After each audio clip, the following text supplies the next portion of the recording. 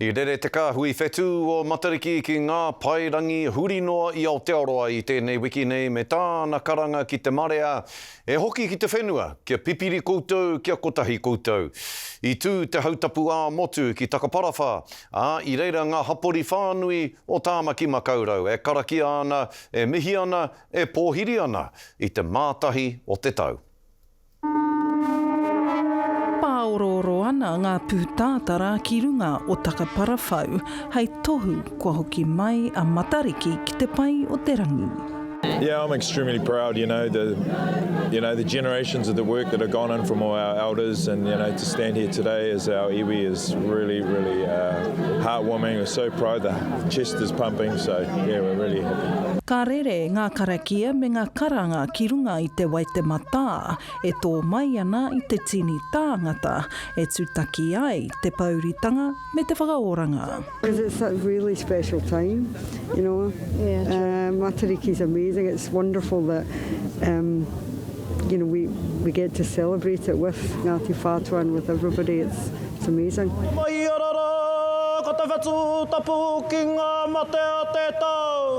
Ka mū te whenua ki te tuku mai maharatanga ki a pōhutu kawa. Ka rongo ko ngā tangi māhaki o te aroha e rere ana i te hau o te ata.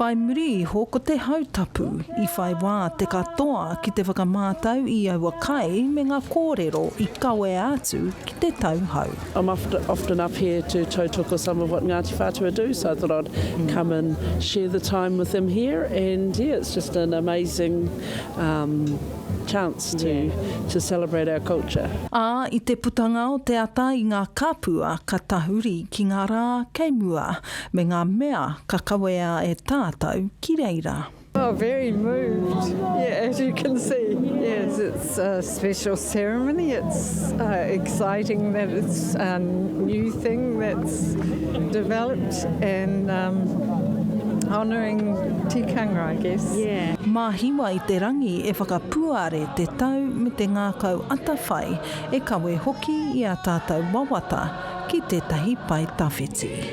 Mārena Mane, te Karere.